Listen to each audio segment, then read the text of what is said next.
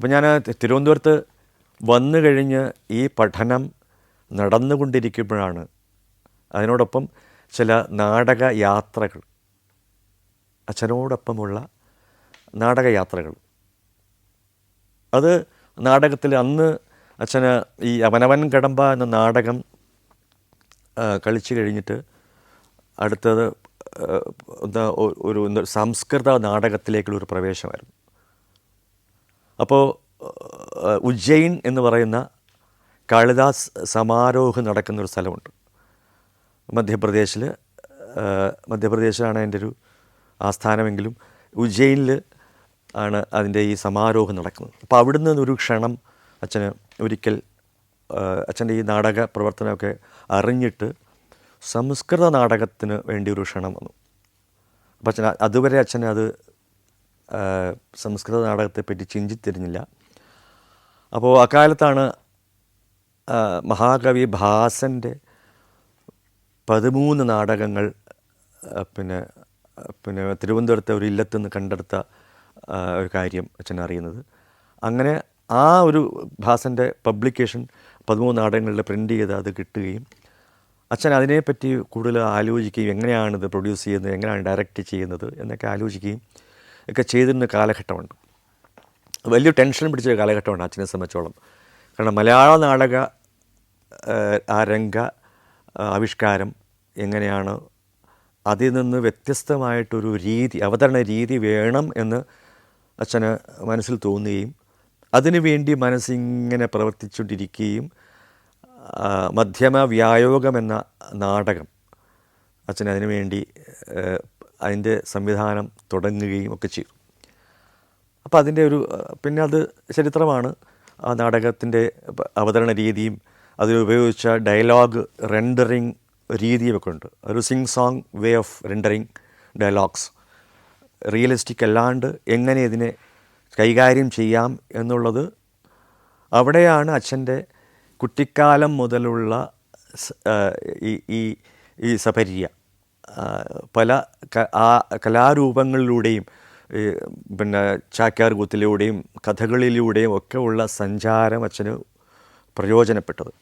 പക്ഷെ ഒരിക്കൽ പറഞ്ഞിട്ടുണ്ട്, നമുക്കൊരു നാടകം സങ്കല്പം ഉണ്ട്. ഇപ്പം അല്ലെങ്കിൽ എന്തിനാണ് ഭരതമുനി നാട്യശാസ്ത്രം എഴുതുക? നൃത്തത്തിന് വേണ്ടി മാത്രമാണോ?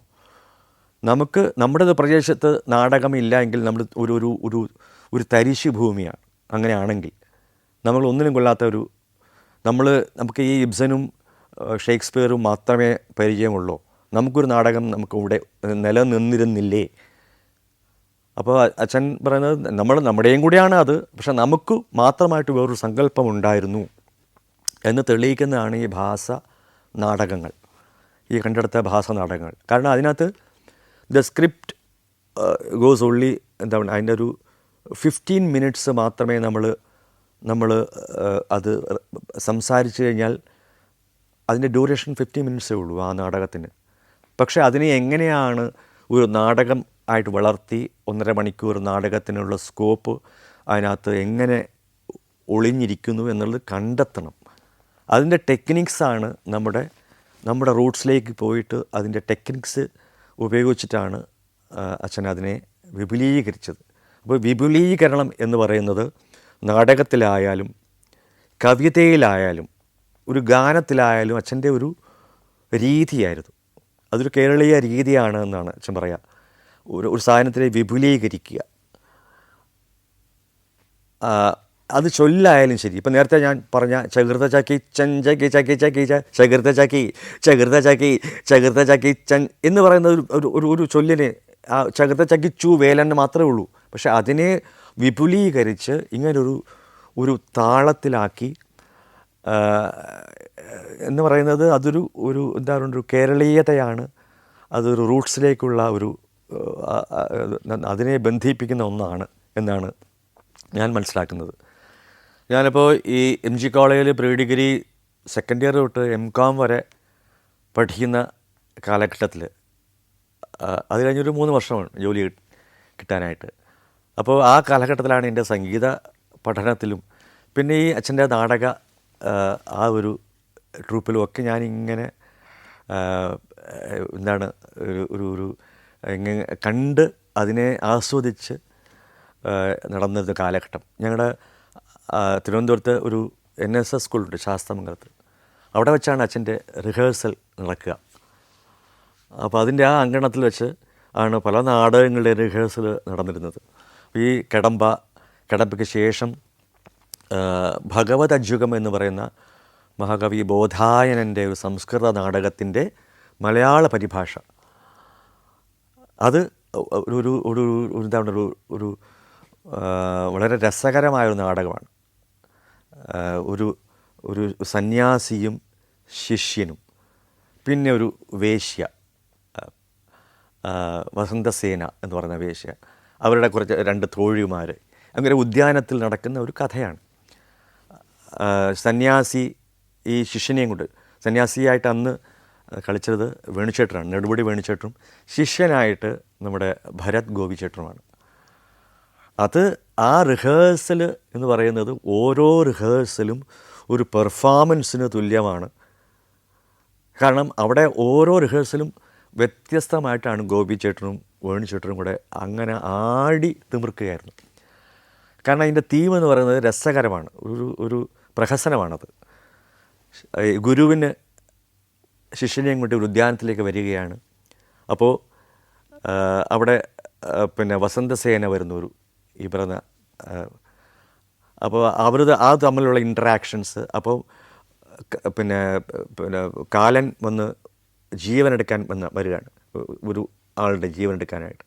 അങ്ങനെ വരുമ്പോഴത്തേക്ക് ഈ വസന്തസേന എന്ന് പറഞ്ഞാൽ ഏതോ ഒരു വസന്തസേനയുടെ ജീവൻ എടുക്കാനായിട്ട്, അപ്പോൾ തെറ്റി ഈ വസന്തസേന എന്ന് പറഞ്ഞാൽ അവരുടെ ജീവൻ എടുത്തുകൊണ്ട് പോവുകയും ഇവർ മരിച്ചു വീഴുകയും ഈ ശിഷ്യൻ അതിൽ കണ്ട് പരിതപിക്കുകയും, അപ്പുറത്തിരിക്കുന്ന ശിഷ്യൻ ആ ഉദ്യാനത്തിലിരിക്കുകയാണ്, ഒരു സൈഡിൽ ശിഷ്യനും ഗുരുവും കൂടെ, അവിടെ അപ്പുറത്തെ വസന്തസേന വന്നിരിക്കുകയാണ്. അപ്പോൾ ശിഷ്യൻ അതിനെ ചൊല്ലി കണ്ടിട്ട് പിന്നെ പരിതപിക്കുകയും, അയ്യോ ഇവരുടെ മരിച്ചു പോയല്ലോ എന്ന് പറയും. അപ്പോൾ ഈ ഗുരു ശിഷ്യന് വേണ്ടി ഈ വേശ്യയിലേക്ക് തൻ്റെ ജീവനെ പ്രവേശിപ്പിക്കുകയും ആ സ്ത്രീ പിന്നെ പുരുഷനെ പോലെയാണ് കാണിക്കുന്നത്. അപ്പോൾ പിന്നീട് കാലന് പറ്റിയ അബദ്ധം മനസ്സിലാക്കി തിരിച്ചു വരുമ്പോഴത്തേക്കും കാണുമ്പോൾ ഇത് കാണും, ഈ നാടകം കാണുക. അപ്പോൾ തെറ്റ് പറ്റിയത് മനസ്സിലാവും. നേരെ ഈ വസന്തസേനയുടെ ആത്മാവിനെ എടുത്ത് ഈ ഗുരുവിലേക്ക് ആവേശിപ്പിക്കും. അങ്ങനെ ഗുരു സ്ത്രൈണമാവുകയും ഇത് പിന്നീട് ഇതിൻ്റെ കറക്റ്റ് പിന്നീട് വന്നിട്ട് ഇവർ അന്യോന്യം ലാസ്റ്റ് വന്ന് മാറ്റിയും കാലൻ അങ്ങോട്ടും ഇങ്ങോട്ടും മാറ്റി വയ്ക്കുകയും ഒക്കെ ചെയ്യുന്നൊരു കഥയാണ്. അപ്പോൾ ഇതിലൂടെ ഉരുത്തിരിയുന്ന തമാശകൾ നമുക്ക് വിവരിക്കാൻ പറ്റില്ല. വേണുചേട്ടൻ്റെയും ഗോപിച്ചേട്ടൻ്റെ ആ ഒരു പെർഫോമൻസ്, അങ്ങനെ ഒരു കാലഘട്ടം ഒത്തിരി അധികം ഞാൻ ആസ്വദിച്ചൊരു കാലഘട്ടമാണ്. അതിനെ തുടർന്നാണ് പിന്നീട് ഇത് മലയാള പരിഭാഷയാണെങ്കിൽ പിന്നീട് സംസ്കൃത ഭാഷയിലൂടെ തന്നെ നാടകത്തിലേക്ക് അച്ഛൻ വരുന്നത് മധ്യമ വ്യായോഗത്തിലൂടെയാണ്. പിന്നെ ഉരുഭംഗം, അത് പിൽക്കാലത്ത് മോഹൻലാൽ അഭിനയിക്കുകയും ഒക്കെ ചെയ്തിരുന്നു. ശാകുന്തളം മറ്റൊരു നാടകം ആദ്യം അഭിനയിച്ചത്, പിന്നീട് മഞ്ജു വാര്യർ പിന്നീട് അഭിനയിക്കുകയൊക്കെ ചെയ്തിരുന്നു. പക്ഷേ ആദ്യം അഭിനയിച്ച ശാകുന്തളത്തിൽ ഇപ്പോഴും എനിക്ക് ഈ പറയുന്ന ഉജ്ജയിനിൽ കളിച്ച ഒരു സംഭവം എനിക്കിപ്പോഴും ആ ഒരു ഷോ നല്ല ഓർമ്മയുണ്ട്. എൻ്റെ അന്ന് ശകുന്തളയായിട്ട് അഭിനയിച്ചതും ഒക്കെ. പിന്നെ ഗോപാലകൃഷ്ണൻ എന്ന് പറഞ്ഞൊരു ഫോട്ടോഗ്രാഫറുണ്ട്, മരിച്ചുപോയി അദ്ദേഹം, SR ഗോപാലകൃഷ്ണൻ.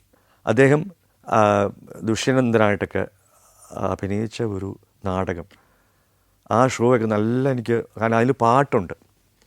അതുപോലെ മറ്റൊരു നാടകമാണ് വിക്രമോർവശീയം എന്ന് പറഞ്ഞ കാളിദാസൻ്റെ. അത് തറലി മ്യൂസിക്കൽ ഓറിയൻറ്റഡ് ആയിട്ടുള്ള ഒരു സിംഗിൾ ആക്ടർ ഓറിയൻറ്റഡ് ആയിട്ടുള്ളൊരു പ്ലേ. ഇതാണ് പുരൂരവസായിട്ട് ഈ പറയുന്ന ഒരു ഗോപാലകൃഷ്ണൻ എന്ന് പറഞ്ഞ ആക്ടറാണ് ചെയ്തത്. നല്ല ഉണ്ട കണ്ണുകളൊക്കെ ആയിട്ടുള്ളൊരു ഉഗ്രൻ ആക്ടറായിരുന്നു. ആ ഒറ്റയ്ക്കാണ് ഒരു മണിക്കൂർ ഒരു നാടകം ഇങ്ങനെ ഇവിടെ ഉജ്ജയിനിൽ അവതരിപ്പിച്ചത്. അപ്പോൾ അതിനകത്ത് കാളിദാസൻ്റെ വരികൾ മൊത്തം മ്യൂസിക്കലാണ്. അത് മ്യൂസിക് മൊത്തം ലൈവായിട്ട് ഞാനിങ്ങനെ പുറകിൽ പാടി 1 hour പാടി, ഇടയ്ക്കിടയ്ക്ക് ശ്ലോകം ഉണ്ട്, പാട്ടായിട്ടുണ്ട്, താളത്തിലുണ്ട്, ഇങ്ങനെയൊക്കെ ചെയ്ത ഒരു നാടകം. അപ്പോൾ ഈ നാടകത്തിൻ്റെ പിന്നിൽ നമ്മൾ പ്രവർത്തിച്ച ഈ സംഗീതപരമായിട്ട് പ്രവർത്തിച്ച അനുഭവം, എന്താ പറയുക, വാദ്യത്തിൽ നമുക്കറിയുന്നില്ല, വായിക്കാറില്ല, പക്ഷേ താളം നമുക്ക് ബോധമുണ്ട്. അപ്പോൾ അതുകൊണ്ട് ഈ മിഴാവ് വായിക്കുന്ന പോലെ ചില വാദ്യങ്ങളെടുത്ത് വായിക്കുക, ഇതൊക്കെ ഇതിൻ്റെ കൂടെ നമ്മൾ കൂട്ടായ്മയുടെ ഭാഗമായിട്ട് ചെയ്തു പോയതാണ്. അപ്പോൾ ഇവിടെയാണ് ഈ കൂട്ടായ്മയെപ്പറ്റി നമ്മൾ ബോധവാനായത്. ആ കാലത്ത് കടമ്പ ചെയ്യുന്ന കാലത്തൊക്കെ അരവിന്ദേട്ടനാണ് ഡയറക്ടർ. അരവിന്ദേട്ടനാണ് അതിൻ്റെ കോസ്റ്റ്യൂം ഡിസൈൻ ചെയ്തത്, അതിൻ്റെ ഇതൊക്കെ. അപ്പോൾ അവിടെ അട്ടക്കുളങ്ങര എന്ന് പറഞ്ഞ തിരുവനന്തപുരത്തെ സ്കൂളിൻ്റെ അവിടെ ഒരു മരമുണ്ട്, വളരെ വലിയൊരു മരം. ആ മരത്തിൻ്റെ കീഴെയാണ് ഈ നാടകം അരങ്ങേറുന്നത്.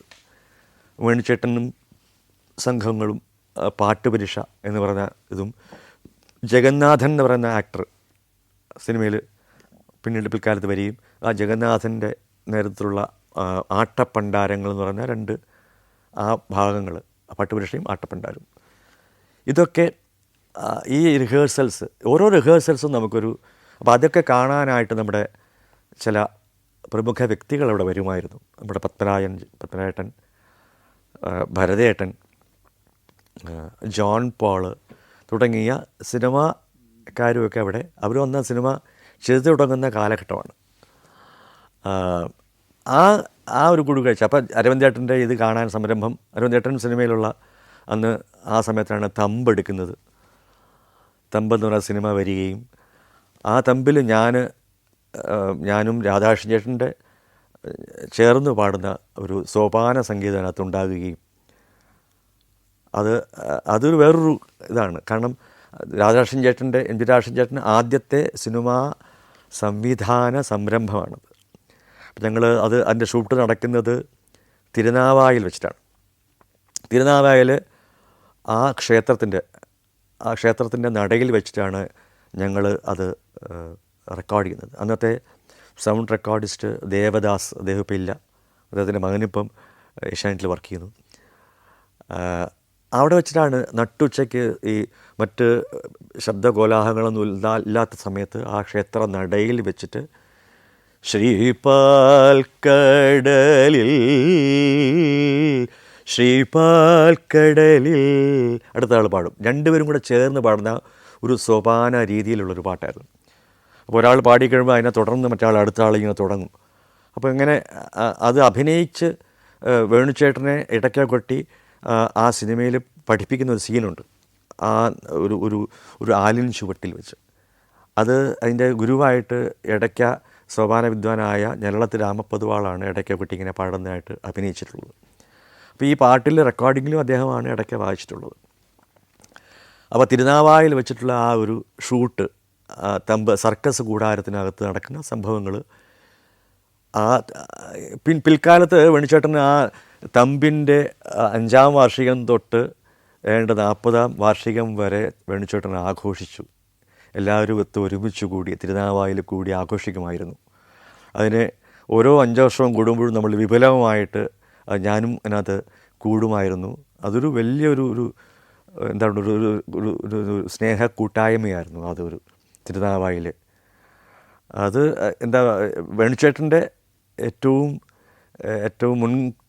മുൻകൈ എടുത്ത് നടത്തിയിരുന്ന ഒരു സംഭവമായിരുന്നു അത്. Alaska, Romania, Austria, Slovakia, Phuket 5 രാജ്യങ്ങളിൽ നിന്നുള്ള അപൂർവ സുന്ദരമായ അനേകം കാഴ്ചകൾ ഫുൾ HDയിലുള്ള ഈ അപൂർവ ദൃശ്യയാത്രാ വിവരണ ശേഖരം സ്വന്തമാക്കാൻ 99544422 എന്ന നമ്പറിലേക്ക് സഞ്ചാരം എന്ന് SMS ചെയ്യൂ. ആ സമയത്താണ് വേണുചേട്ടൻ്റെ ഒരു ഡയറക്ഷനിൽ ആദ്യം പൂരം എന്ന ചിത്രം വേണുചേട്ടൻ ഡയറക്ഷനിൽ വരുന്നത്. അപ്പോൾ ആ ചിത്രം എടുത്തപ്പോഴും അച്ഛനാണ് പാട്ട് എഴുതിയത്. അപ്പോൾ അതിൽ ഞാനൊരു പാട്ട് എന്നെക്കൊണ്ട് പാടിക്കുണ്ടായി. പിന്നെ രാധാകൃഷ്ണൻ ചേട്ടൻ, MG രാധാകൃഷ്ണൻ ചേട്ടനാണ് സംഗീതം. അപ്പോൾ അതിൽ പ്രേമയമുന തീരവിഹാരം ശൃംഗാര സുഖസാരം, ഈ ഒരു പാട്ട് അതിനകത്താണ് ഞാൻ പാടിയത്. ഈ പാട്ട് റെക്കോർഡ് ചെയ്ത് തരങ്ങിണി സ്റ്റുഡിയോയിൽ വെച്ചിട്ടാണ്. അപ്പോൾ അത് തിരുവനന്തപുരത്തെ തരങ്ങിണി സ്റ്റുഡിയോയിൽ വെച്ചിട്ടാണ്. അപ്പോൾ സിനിമയിലേക്കുള്ള എന്താ പറയുക, ഈ തമ്പിലൂടെയാണ് ഞാൻ സിനിമയിലെ ഇടയ്ക്ക് ഇങ്ങനെ കയറിയത് എന്ന് പറയാം. അതിനുശേഷം ഇടയ്ക്കിടയ്ക്ക് പിന്നെ MBSൻ്റെ ശ്യാം സാറിൻ്റെ ഒക്കെ സിനിമകളിൽ ഇടയ്ക്കിടയ്ക്ക് ഇങ്ങനെ ഞാൻ പാടുമായിരുന്നു. അച്ഛനും ഇതുപോലെ എഴുതുന്നത് അച്ഛൻ്റെ ഒരു മെയിൻ ജോബ് എന്ന് പറയുന്നത് അച്ഛൻ ഒരിക്കലും സിനിമ എന്താണ് ഗാനരചന ഒരിക്കലും കണ്ടിരുന്നില്ല അച്ഛൻ ഇതെല്ലാം നാടകത്തിൻ്റെയും അച്ഛൻ്റെ കവിതയുടെയും ഒക്കെ ഒരു ബൈ പ്രോഡക്റ്റായിട്ട് ആൾക്കാർ വിളിക്കുമ്പം പോകാം, ഇല്ലെങ്കിൽ സന്തോഷം. അപ്പോൾ ഒരിക്കലും അതൊരു മെയിൻ ആയിട്ട് അച്ഛനെ ഒരിക്കലും കണ്ടിരുന്നില്ല. അതുകൊണ്ട് തന്നെ അധികം പാട്ടുകൾ ഏതാണ്ട് ഒരു 250 സിനിമാ ഗാനങ്ങളെ ഉണ്ടായിട്ടുള്ളൂ. പക്ഷെ അതെല്ലാം തന്നെ വളരെ രചനാപരമായിട്ടും എത്ര മഹത്തായ പാട്ടുകളായിരുന്നു എന്നുള്ളത് ഇപ്പോൾ എടുത്തു നോക്കിയാൽ അറിയാം. ഇപ്പം നിറങ്ങളെ പാടൂ എന്ന് പറഞ്ഞ പാട്ട് അഹം എന്ന ചിത്രത്തിൽ രാജീവ് നാഥ് സംവിധാനം ചെയ്ത അഹം, അതിൽ മോഹൻലാലാണ് അഭിനയിച്ചിട്ടുള്ളത്. നിറങ്ങളെ പാടൂ കളമിതിലെഴുതിയ ദിവ്യാനുരാഗ, നിറങ്ങളെ കൊണ്ട് പാട്ടെഴുതിക്കുക. അപ്പോൾ അച്ഛനെ ഈ നിറം പാടൽ എന്ന് പറയുന്നതൊക്കെ അച്ഛൻ നാട്ടിൽ കണ്ടിട്ടുള്ള കാര്യങ്ങളാണ്. കളമെഴുത്ത് പാട്ടിൽ തിരുതിരുമാരൻ കാവിൽ എന്ന് പറയുന്ന വേറൊരു ഗാനമുണ്ട്. അതിൽ ഈ കളമെഴുത്ത് പാട്ട് ഒക്കെ വരുന്നുണ്ട് തീമായിട്ട്. പാട്ടുകളിലൊക്കെ നാടും നാട്ടിലെ കണ്ട കാര്യങ്ങളും ഒക്കെ തന്നെയാണ് അച്ഛൻ്റെ പാട്ടുകളിലുള്ളത്. അതാണ് ഒരിക്കലും നാട്ടിലെ ആ പച്ചപ്പും അതൊന്നും അച്ഛൻ മറക്കില്ല. അച്ഛൻ ഒരിക്കലും എവിടെ കണ്ടാലും ആ നാട്ടിലെ പച്ചപ്പാണ്. എവിടെ കണ്ടാലും എവിടുത്തെ സൂര്യോദയം കണ്ടാലും നേരത്തെ പറഞ്ഞ മാതിരി അവിടുത്തെ നാട്ടിലെ സൂര്യോദയമാണ്. അപ്പോൾ പാട്ടിലും ഈ തനത് എന്താ പറയുക സങ്കല്പവും തനത് വാക്കുകളും പുതിയ വാക്കുകളും അച്ഛൻ കോയിൻ ചെയ്തിട്ടിട്ടുണ്ട്. അച്ഛൻ്റെ ഈ നാടക പ്രവർത്തനങ്ങളിലൊക്കെ ഇടയിലൂടെയാണ് ഇടയ്ക്കിടയ്ക്ക് നമ്മുടെ എം ജി രാധാകൃഷ്ണൻ ചേട്ടൻ ആകാശവാണിക്ക് വേണ്ടി ലളിതഗാനങ്ങളിങ്ങനെ മേടിച്ചിരുന്നത് അച്ഛനിൽ നിന്ന്. അപ്പോൾ ഒരിക്കൽ ദാസേട്ടൻ അവിടെ ആകാശവാണി വരുന്നു, അപ്പോൾ പാട്ടുകൾ വേണം. അപ്പോൾ അച്ഛനോട് പറഞ്ഞു. അപ്പോൾ ഈ ഘനശ്യാമ എന്ന പാട്ടിൽ ഒരിക്കൽ ഇങ്ങനെ നടന്നു പോകുമ്പം റെയിൽവേ സ്റ്റേഷനിലൂടെ നടന്നു പോകുമ്പോഴാണ് അച്ഛൻ പറയുന്നത് ഇങ്ങനെ ഘനശ്യാമ സന്ധ്യാഹൃദയം. അപ്പോൾ ഇത് കേട്ടപ്പോൾ രാധാകൃഷ്ണൻ പറഞ്ഞു, ഘന വെച്ചിട്ട് ഒരു പാട്ട് തുടങ്ങാൻ വലിയ പാടാണ് എന്ന് പറഞ്ഞു. അപ്പോൾ അച്ഛൻ അതൊന്ന് മാറ്റണമെന്ന് പറഞ്ഞു. അച്ഛൻ പറഞ്ഞു, ഇത് മാറ്റുന്ന പ്രശ്നമില്ല, ഇത് തന്നെ തുടങ്ങണം. പിൽക്കാലത്ത് പിന്നെ അങ്ങനെ ഒരു ഘന വെച്ച പിന്നെ രവീന്ദ്ര മാഷൊക്കെ ചെയ്തിട്ടുണ്ട്. പക്ഷേ ഇത് ചെയ്യുമ്പോൾ ഏതൊരു സംഗീത സംവിധാനം തോന്നുന്നൊരു കാര്യമാണ്. ആദ്യം എങ്ങനെ ഒരു ഈണം ഇതിനുണ്ടാക്കും എന്നുള്ളത് വലിയൊരു ചിന്തയാണ്. കാരണം ഘന വാക്കാണ്, അത് തുടങ്ങുക വലിയ പാടാണ്. പക്ഷേ അത് ഇങ്ങനെ ചിന്തിച്ച് ഒരു കലാകാരന് ചിന്തിക്കാനുള്ളൊരു സ്കോപ്പ് അതിനകത്തുണ്ട്. അപ്പോൾ അത് രാജേട്ടൻ ബുദ്ധിമാനും കൂടെയാണ്. കാരണം മലയാള ഭാഷയെ അറിയാവുന്ന ഒരു വ്യക്തിയാണ്. മലയാളം BA ആണ്. മലയാളത്തിനെ സ്നേഹിച്ചിരുന്ന ഒരു വ്യക്തി കൂടെയാണ്. ഞങ്ങൾ ഒരുമിച്ച് പിൽക്കാലത്ത് പിന്നെ രാമായണം ഒരേ മൈക്കിൻ്റെ ഇപ്പുറത്ത് ഞങ്ങൾ വായിച്ചിട്ടുമുണ്ട്. അപ്പോൾ അതുകൊണ്ട് എനിക്കറിയാം. പക്ഷേ കുട്ടിക്കാലത്ത് ഞാൻ കണ്ടു വളർന്ന ഒരു സംഗീത സംവിധായകൻ എന്നുള്ള നിലയിൽ ഞാൻ ഒത്തിരി ആരാധിച്ചിരുന്നൊരു വ്യക്തിയാണ്. ഈ ഘന നിർബന്ധപൂർവ്വം അച്ഛൻ അത് മെയിൻറ്റെയിൻ ചെയ്യണമെന്ന് പറഞ്ഞ് അങ്ങനെയാണിത് ശ്രമപ്പെട്ട ഒരു ഈണം ഉണ്ടായത്. അങ്ങനെയാണ്. പക്ഷെ ആ ശ്രമപ്പെട്ട് വന്ന ഈണം നമുക്കൊരു അയത്ന ലളിതമായിട്ടാണ് നമുക്ക് ഇപ്പോൾ തോന്നുക. ഘനശ്യാമ സന്ധ്യാ ഹൃദയം നിറയെ മുഴങ്ങി മഴവില്ലിൻ മാണിക്യ വീണ. ഇത് ദാസേട്ടൻ ആകാശവാണിയിൽ പാടുമ്പോൾ അന്ന് ഫ്ലൂട്ട് വായിച്ചിരുന്ന KS ഗോപാലകൃഷ്ണൻ എന്ന് പറഞ്ഞ ഒരു അതുല്യ പ്രതിഭയാണ്. നമ്മുടെ ശശികുമാർ സാറാണ് എൻ്റെ ഗുരുനാഥൻ, വയലിനൊക്കെ ഉള്ളത്. വീണ ഒരു വെങ്കട്ടരാമനുണ്ട്. ഇവരൊക്കെയാണ് അന്ന് ഉള്ളത് അവിടെ ആർട്ടിസ്റ്റായിട്ട്. അപ്പോൾ ഒരു മൈക്കിലാണ് അന്നത്തെ 2 സൈഡിലും ഉപയോഗിക്കാവുന്നൊരു മൈക്കാണ് ആകാശവാണിയുടെ അന്നത്തെ കാലത്തെ. അപ്പോൾ അതിലാണ് ദാസേട്ടൻ്റെ ഈ ഘനഗംഭീരമായ ശബ്ദം ത്തിലൂടെ നമ്മൾ ഈ പാട്ട് വെളിയിൽ കേൾക്കുന്നത്. അതുപോലെ തന്നെ അന്ന് വന്നപ്പോൾ പാടിയ വേറൊരു പാട്ടെന്ന് പറയുന്നത്, പൂമുണ്ടും തോളത്തിട്ട് പൂക്കച്ച കെട്ടും കെട്ടി പുറക്കളി കാണാൻ വന്നു മാരൻ പൂമാരൻ. ഇതൊരു ഒരു ഒരു ഫോക്ക് രീതിയിലുള്ള വേറൊരു പാട്ട്. അപ്പോൾ ഇത് രണ്ടും വന്ന് പാടിയത് അതൊരു ഹിസ്റ്ററി ആയിരുന്നു. കാരണം പിൽക്കാലത്തെ എന്താ പറയുക മ്യൂസിക് കോമ്പറ്റീഷൻസിൽ, യൂണിവേഴ്സിറ്റി കോമ്പറ്റീഷൻസിലൊക്കെ തന്നെ ഒട്ടും മനം മടിപ്പിക്കാതെ എത്ര പാടിയാലും ഇപ്പോഴും യൗവനത്തോടു കൂടിയിരിക്കുന്ന ഒരു ഗാനമാണ് ഘനശ്യാമ സന്ധ്യാഹൃദയം. ആ ഒരു പിറവി ഇവരുടെ കൂട്ടുകെട്ടിൽ ഉണ്ടായതാണ്, എം ജി രാധാകൃഷ്ണൻ കാവാലം കൂട്ടുകെട്ടിൽ. അങ്ങനെ വളരെ എത്രയോ നല്ല പാട്ടുകൾ ഉണ്ടായിരിക്കുന്നു. അതെല്ലാം ഈ അച്ഛനെ സംബന്ധിച്ചുള്ള ഏറ്റവും മെയിൻ എന്ന് പറയുന്നത് നാടകമാണ്. അതാണ് കംപ്ലീറ്റ് കല എന്നാണ് അച്ഛൻ്റെ ഇത്. അതിനിടയിൽ സംഭവിക്കുന്ന ചില എന്താണ് ഒരു കൈവഴികളാണ് ഈ ഗാനരചനയും ഈവൻ കവിത പോലും. കവിതയിലാണ് അച്ഛൻ്റെ തുടക്കം. പിൽക്കാലത്ത് അത് നാടകമായി മാറി. പിന്നെ നാടകം മെയിനായപ്പം കവിത അല്ലെങ്കിൽ അതിന് ട്രാൻസ്ലേഷൻ ചില കാര്യങ്ങൾ ചെയ്യുമായിരുന്നു. ഇപ്പോൾ ഭാഗവതം 40 വർഷമെടുത്ത് അച്ഛൻ പൂർത്തിയാക്കിയൊരു കാര്യമുണ്ട്. ദിവസേന രാവിലെ എണീറ്റ് അച്ഛൻ പിന്നെ ഒരു 3-4 ശ്ലോകം ചെയ്യും, ട്രാൻസ്ലേറ്റ് ചെയ്യും, പദ്യ വിവർത്തനം തന്നെ. അങ്ങനെ ഒത്തിരി കാര്യങ്ങൾ സൈഡിൽ ഇങ്ങനെ നടക്കുമായിരുന്നു. ഏറ്റവും മെയിൻ നാടക പ്രവർത്തനം തന്നെയായിരുന്നു. ഈ ഗാനങ്ങൾ, സിനിമാ ഗാനങ്ങളായാലും ശരി, ലളിത ഗാനങ്ങളായാലും ശരി, എല്ലാം അതിനിടയിൽ സംഭവിച്ചു പോയ ഓരോരുത്തരുടെ ആവശ്യങ്ങൾക്കനുസരിച്ച് അതിന് പോയി എഴുതി കൊടുത്ത് തിരിച്ചു വരിക എന്നുള്ളൊരു ഇതായിരുന്നു. അത് മെയിനായിട്ട് കണ്ടിരുന്നെങ്കിൽ എത്രയോ ഗാനങ്ങൾ അച്ഛൻ എഴുതാമായിരുന്നു എന്നുള്ള ഇപ്പോൾ ആലോചിക്കുമ്പോൾ തോന്നുന്നു. കുമാട്ടി എന്ന് പറയുന്ന ആ ക്യാരക്ടറിൽ അഭിനയിച്ച രാമുണ്ണി മാസ്റ്ററുണ്ട്. അദ്ദേഹം അമ്പലപ്പുഴ സഹോദരന്മാരുടെ ഒരു ഇളയ സഹോദരനാണ്. ഈ രാമുണ്ണിയെ തപ്പി അരവിന്ദേട്ടനും അച്ഛനും കൂടെ പോയ ഒരു സംഭവമുണ്ട്.